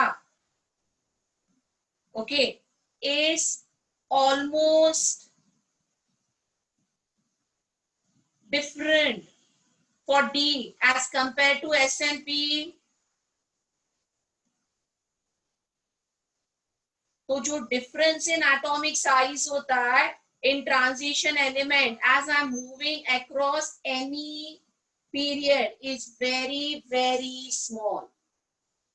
I taught you कि क्या फर्क है स्क्रीनिंग में। सबको याद है स्क्रीनिंग का डिफरेंस याद है सबको कि S और P का स्क्रीनिंग ज्यादा था बट डी और एफ का स्क्रीनिंग कम था। तो देखो ट्रांजिशन एलिमेंट में हो क्या रहा है, मैं आपको फिर से डायग्राम ड्रॉ करके बताती हूँ। से I am talking about your first transition series. पहले ट्रांजिशन सीरीज को डिस्कस करते हैं, इन डिटेल डिस्कस करूँ। So I'm starting with scandium 21 and I'm going to zinc 30. So is everybody agree? This is going from left to right in a period. I'm moving from left to right in a period. So my atomic radius should decrease. And there is a decrease. वो कोई दिक्कत है नहीं। फर्क मैं क्या समझा लूं कि जो decrease in atomic radius है for a transition element is very small and it is not gradual. अगर मैं आपको डेटा देती हूँ तो उसमें पहले डिक्रीज होता है, फिर it is constant and then it will increase. अगर हम इसको प्लॉट करेंगे ग्राफ पैटर्न में, तो कौन सा ग्राफ में ड्रॉ कर रही हूँ? Atomic number versus atomic radius. Here I am having atomic number, say 21 to 30, and here I am having atomic radius. तो किसी भी रिप्रेजेंटेटिव एलिमेंट के लिए ये ड्रॉ करूंगी ना, तो एटॉमिक रेडियस ऐसे ग्रेजुअल डिक्रीज वाला ग्राफ आएगा, सीधा कम। ओके, जैसे एटॉमिक नंबर बढ़ते जाएगा एटॉमिक रेडियस कम होते जाएगी। ये वेरिएशन है रिप्रेजेंटेटिव एलिमेंट्स में। ट्रांजिशन में क्या है? ट्रांजिशन में the atomic radius is decreasing, then I see it remains constant and then I see it increases when I am going from 21 to 30 or in any other transition series. This kind of behavior you get and is what I will make you understand. और ये जो decrease भी है, ये decrease is very very small. So decrease in atomic size is small and in a series we see a decrease. Then it is constant and then again it is increasing. इसको बहुत ज्यादा detail में हम करेंगे D block में, but थोड़ा तो आपको समझना चाहिए, तो वो मैं समझाने की कोशिश करूँ। तो आपका स्कैंडियम अगर इधर है तो आपका जिंक इधर है। So if I compare scandium to zinc, is the atomic size decreasing? Obviously it is decreasing. But is this gradual? Answer is no. It is not gradual. Okay, what I see is scandium to chromium वो decrease होता है। आपका chromium कुछ इधर है, फिर उसके बाद में chromium से लेके almost copper तक वो steady है, almost the same size होती है, और फिर वो जिंक के लिए थोड़ा सा बढ़ जाता है। This kind of a variation comes. अभी यहाँ पे होता क्या है वो मैं समझाती हूँ। तो किसी भी फर्स्ट ट्रांजिशन सीरीज के एलिमेंट में this is the last shell and the atomic radius will be the distance between the nucleus and the electron present in the last shell. तो atomic radius ये distance होगा। यहाँ पे 4s है, यहाँ पे 3d है। स्कैंडियम में यहाँ पे एक इलेक्ट्रॉन है, और as I am going ahead, the electron is not added in the last shell, but electron is added in a penultimate shell. Penultimate shell में जब भी हम इलेक्ट्रॉन ऐड करते हैं तो एक्सपेक्ट क्या करते हैं कि स्क्रीनिंग बढ़ते जाएगा। तो अगर स्क्रीनिंग बढ़ते गया तो न्यूक्लियर चार्ज कम होते जाएगा। Always understand your screening and nuclear charge Z effective inversely proportional. Screening जितना ज्यादा Z इफेक्टिव उतना कम। तो अगर स्क्रीनिंग बढ़ते गया तो Z इफेक्टिव कम होते जाएगा। और Z इफेक्टिव अगर कम होते गया तो एटॉमिक साइज बढ़नी चाहिए, यस बट ऐसे कुछ नहीं होता है, एटॉमिक साइज तो कम ही होती है। का रीजन क्या है? जब भी डी में इलेक्ट्रॉन आ रहा है फिर भी स्क्रीनिंग इफेक्टिवली नहीं बढ़ रहा है। क्यों नहीं बढ़ रहा है? क्योंकि d orbitals are diffuse, they are unable to contribute more towards screening, they are screening poorly। तो जब भी स्कैंडियम से क्रोमियम में आ रही हूँ, इलेक्ट्रॉन इधर ऐड हो रहा है, यहाँ पे प्रोटॉन भी ऐड होते जाता है, आपका इफेक्टिव न्यूक्लियर चार्ज भी बढ़ता है। What is dominating in this part? Scandium to chromium, effective nuclear charge। वो ज्यादा बढ़ रहा है स्क्रीनिंग से, स्क्रीनिंग पुअर है, इफेक्टिव न्यूक्लियर चार्ज ज्यादा बढ़ रहा है, and that's the reason I get decrease as the orbitals screen poorly।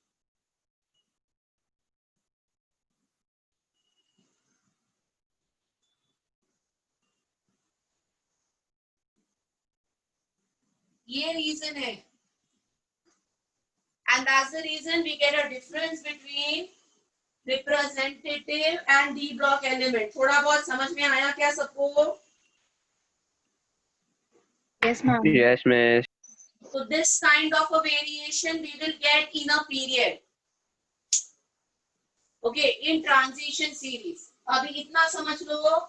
अभी इससे भी एक अलग चीज मैं डी ब्लॉक के ग्रुप के बारे में आपको समझाऊंगी, but I want you to copy this, then I will teach you that part।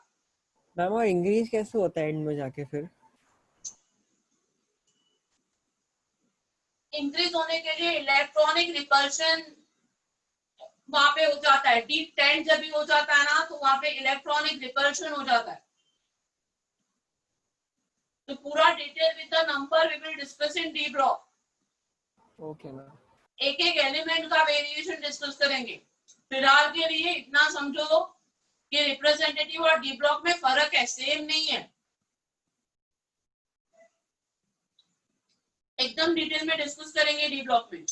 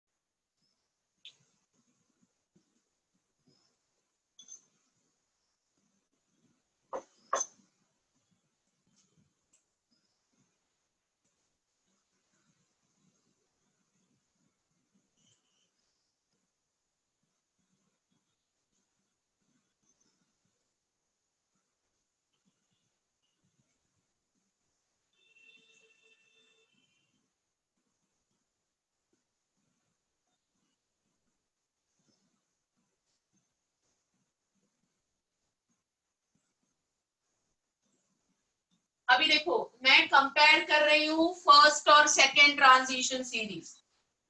तो I am discussing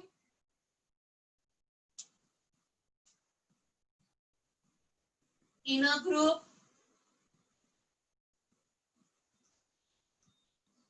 for transition elements।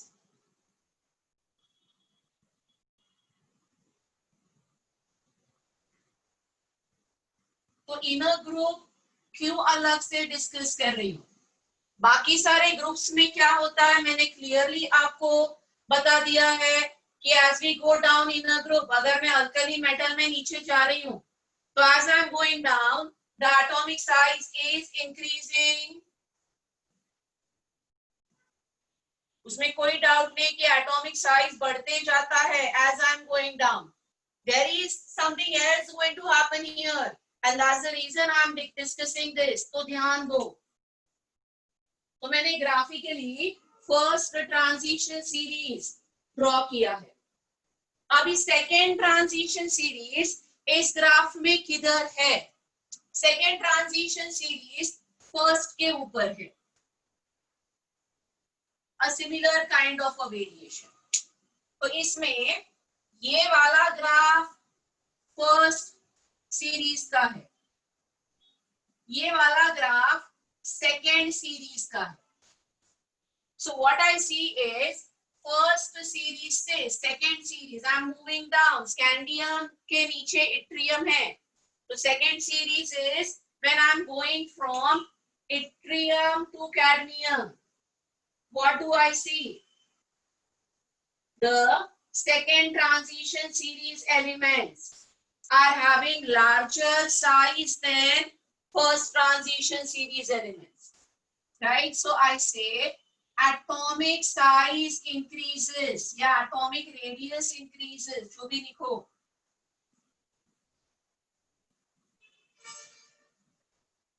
From first transition series to second transition series. ये behavior as per periodic behavior है. अभी जान दो third में क्या होता है. What happens in third? Third transition series, ध्यान से देखना, is having an atomic size almost same as that of the second. ये रेड से जो मैंने ड्रॉ किया वो थर्ड ट्रांजिशन सीरीज है. मतलब लैंथनम से लेके जो मर्क्यूरी तक है. तो सेकेंड टू थर्ड, जैसे मैं फिफ्थ पीरियड से सिक्स पीरियड में जा रही हूँ, एक्सपेक्टेड क्या है कि एटॉमिक साइज बढ़े. बाकी पीरियोडिक टेबल में एस ब्लॉक में, टी ब्लॉक में, as I am going down atomic size बढ़ रहा है. बट ट्रांजिशन एलिमेंट्स में from second transition series to third transition series atomic size remains constant. I'll explain you the reason for this.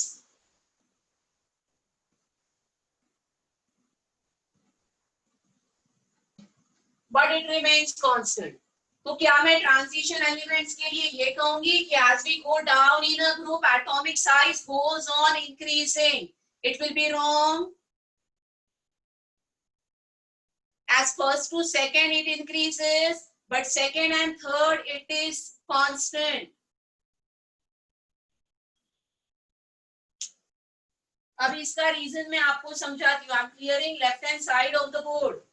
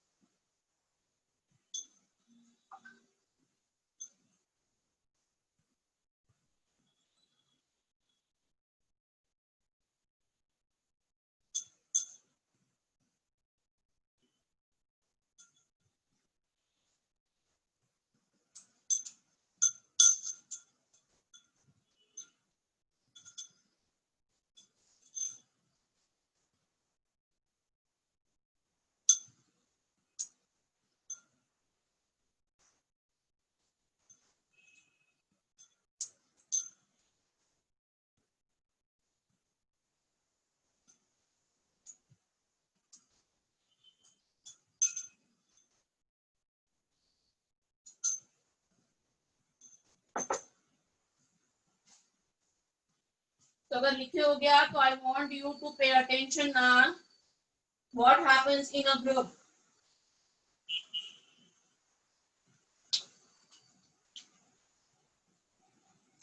और मैं 2 group ले रही हूं और क्लैरिटी से समझा रही हूं, ध्यान दो.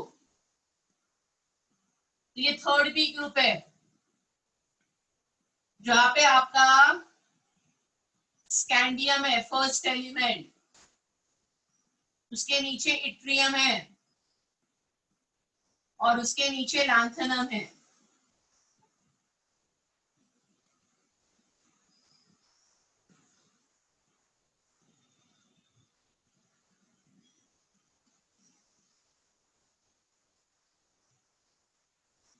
और ये आपका फोर्थ बी ग्रुप है where there is titanium here, where there is zirconium here, and there is hafnium 72 here. So what I made you understood is कि from titanium to zirconium atomic size जो है titanium to zirconium is bigger than titanium, but zirconium and hafnium are almost same. ये पहले समझ लो.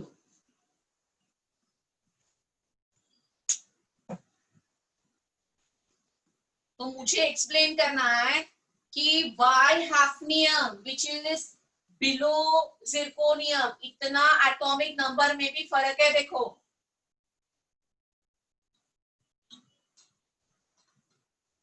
Shell में भी फर्क है, फिर भी वो सेम साइज का कैसे और क्यों है ये मैं समझा रही हूँ, ध्यान दो. तो सी और zirconium is in 5th period, तो जिरकोनियम होता है 5s2. Can you please switch off that light? या जिरकोनियम का एटॉमिक नंबर 40 है.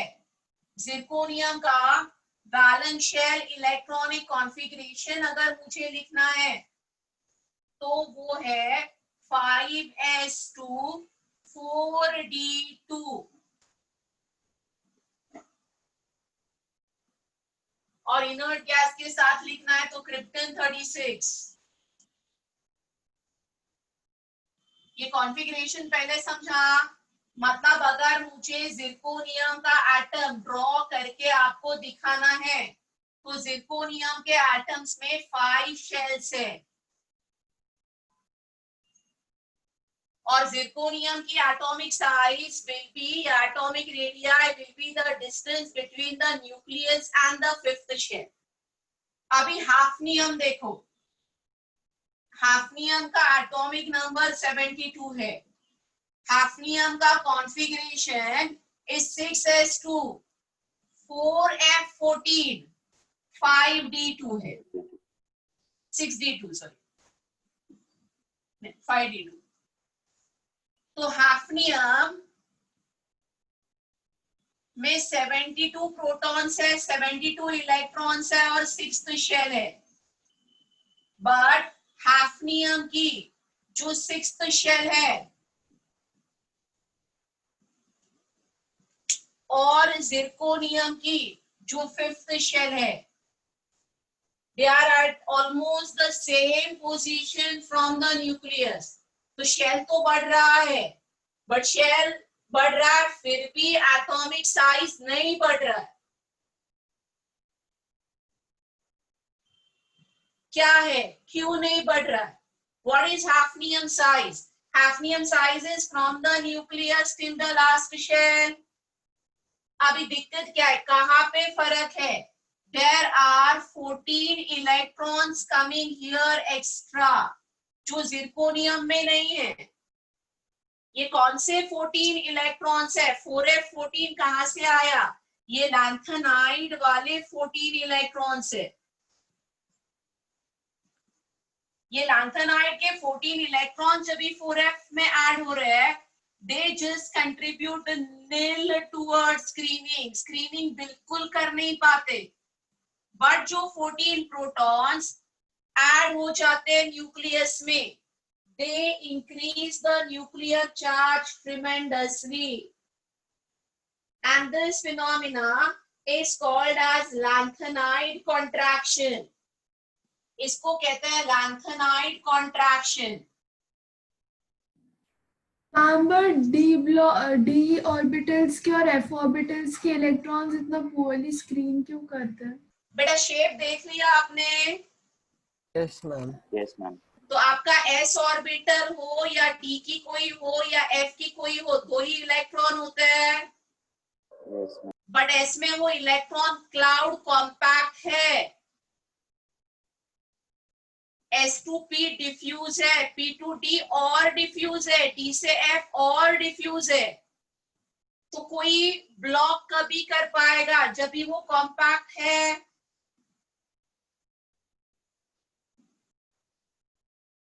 अगर तुमको रेन से प्रोटेक्शन चाहिए, वॉल है तो मिलेगा, ओपन विंडो है या ग्रिल्स है तो नहीं मिलेगा, क्योंकि वहां से पानी अंदर आ जाता है।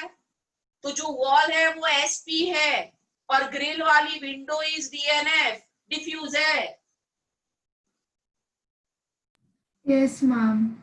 तो लैंथेनाइड कॉन्ट्रैक्शन क्या है? Lanthanide contraction is due to poor screening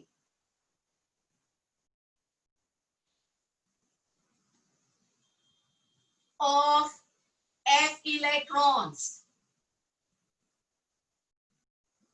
There is increase in Z effective and tremendous increase.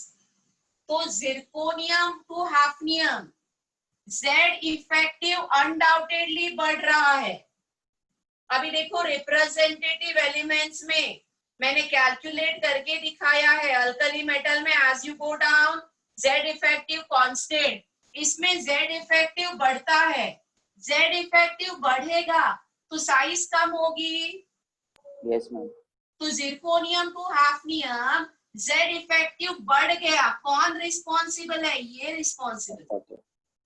और क्योंकि Z इफेक्टिव बढ़ गया, इसकी जो एटॉमिक साइज बढ़नी थी वो बढ़ नहीं पाई, वो कम हो गई। और कम होके it is almost similar to that of zirconium. So this is what is happening in D block.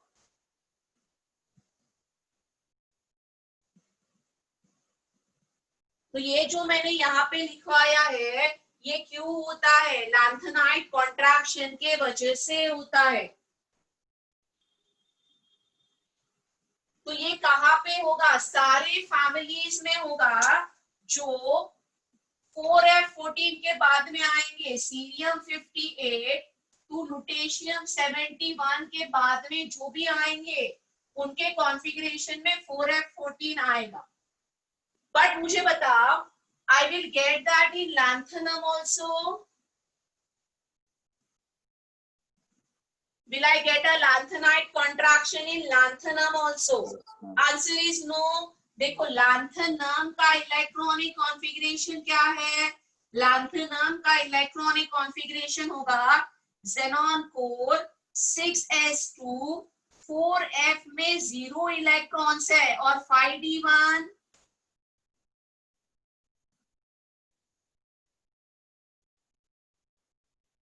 So will I get this lanthanide contraction for lanthanum? Answer No. is no.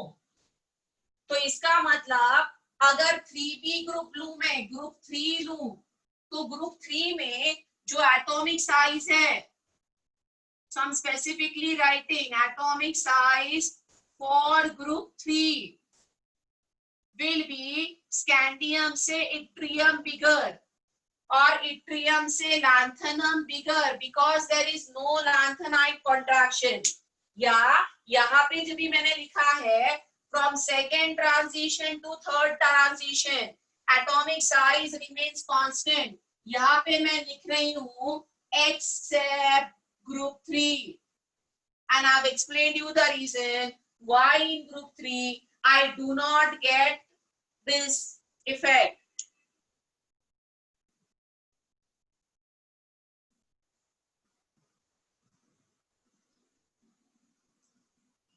समझ में आया सबको?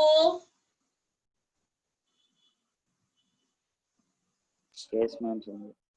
So I just finished discussing atomic sizes in transition elements. Lot more to go in atomic size. मुझे और आपको कुछ exceptional चीजें periodic table में एटॉमिक साइज के बारे में बतानी है. I need to discuss about ionic sizes and lot more remains in this first property. आज हमने स्टार्ट तो की, but atomic size I am unable to finish. So I continue with atomic size in the next lecture. Next lecture obviously atomic size हो जाएगा. And I will gradually start with the next property that will be ionization enthalpy. Right? तो बस revise करना जितना सिखाया है and more to come in the same property atomic size. Anyone having any doubt or anything to discuss can talk to me. No, ma'am.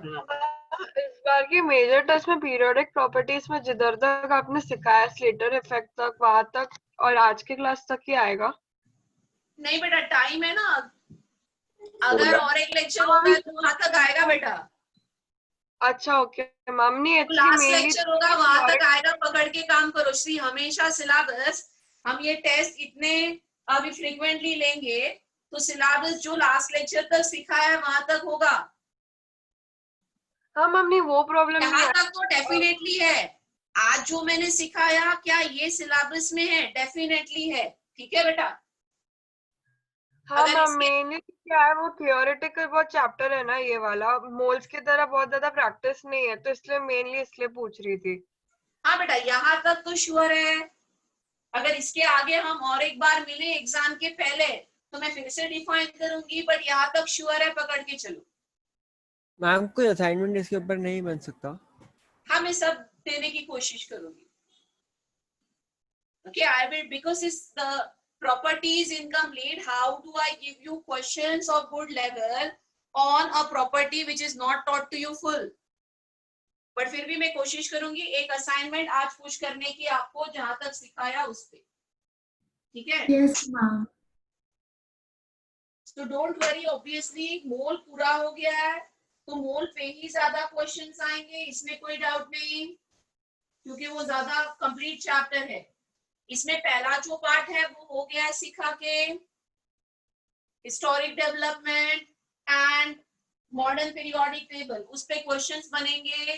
Radius half done है, नहीं सिखाया है. ऑब्वियसली इस पे क्वेश्चंस कम बनेंगे, एक आध क्वेश्चन पूछ लूंगी और क्या. तो ज्यादा टेंशन लेने की जरूरत नहीं है. If you are regularly attending, regularly doing what I am giving you, you will be through it. Don't worry at all about these exams. Okay. Should bye everyone. Take care. Thank you ma'am. Thank you, ma'am. Bye, Bye, ma'am. ma'am. Thank you. Thank you, ma'am. Bye बेटा. Take care. बहुत बारिश है.